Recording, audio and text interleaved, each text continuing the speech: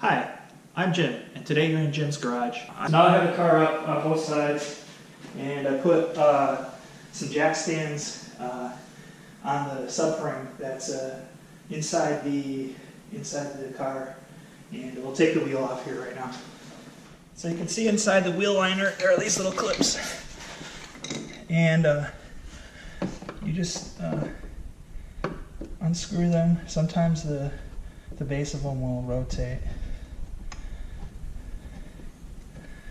You just take that out and take one of these clip removers and pry the base out, and then these just screw off. Just turn it counterclockwise and they come off. And then underneath here there's a splash plate, which is just a Phillips head to take them off. The screws from the splash plate actually don't even come out.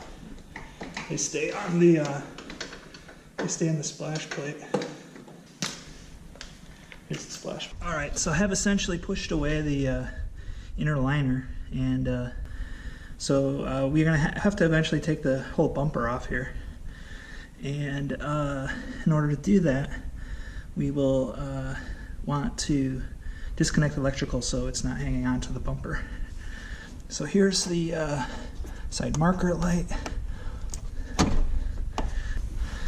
Here is the fog lights.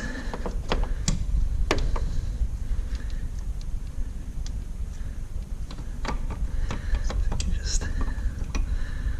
guess you could take that out.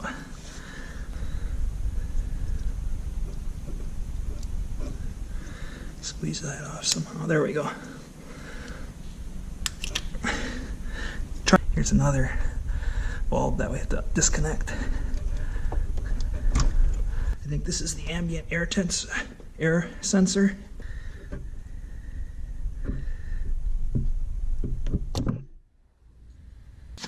We also have to pull out this duct.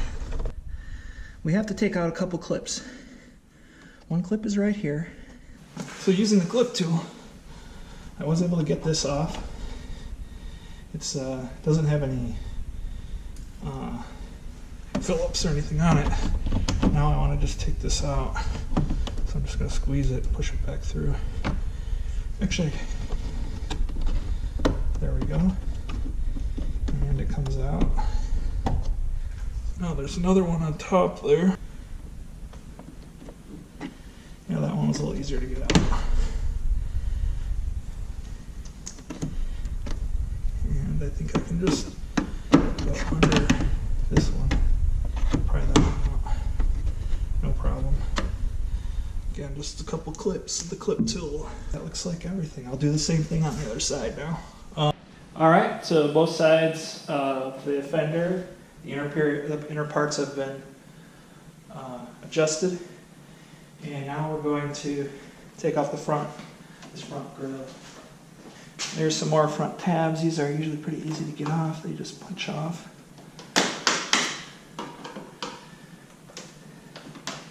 Yeah, you need this tool to do this job. It's awesome. It's a lifesaver. It'd be hard to do this job with just screwdrivers. It can be done if you do two at a time, but it's just a lot easier if you have this pry tool. There's a little clip that's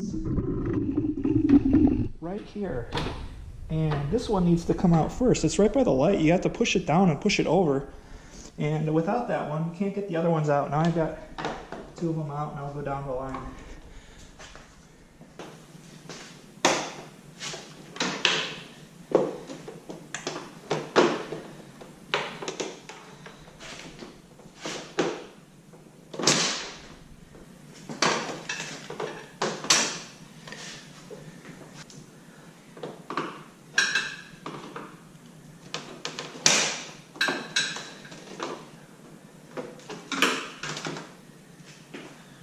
The next step of removing the bumper is to take out one of the screws that holds the bumper that's underneath this trim piece on the arch of the wheel well. And in order to do that, what you have to do is essentially push this part of the trim up, so it comes up. There's little tabs that come up here, and also in order to access this this trim part, they're going to take off the headlight assembly. There are 4 10mm bolts that secure the assembly, and once you take the bolts off, the whole headlight assembly just comes out. And so once you disconnect this part of the trim on the wheel well, there are a couple of tabs that you can access that's underneath the headlight assembly. You pinch them, and this part comes out, and you can stuff a rag in there, and then you'll be able to access a bolt that holds the front fender. Lift this up. It's now detached. You just want to take it out so it comes out.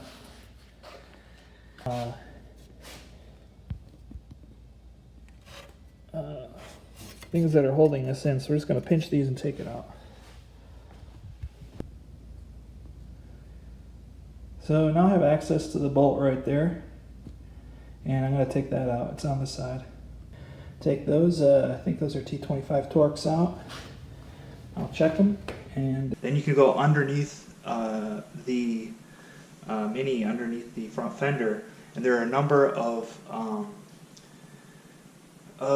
clips that are on the bottom of the fender, and you need to remove all the clips that are on the bottom of the fender. So after pulling off those last pull tabs, I just grabbed the fender. It's over there. It just came right off. When you put the bumper on, you'll notice that there are sort of air ducts that allow the air to flow into the front wheel wells. And when you put the front bumper back on, basically you hold on to those air ducts and then line those air ducts into the area where the air ducts are, and it just fits really nicely over it. So enjoyed this video, hope it was helpful.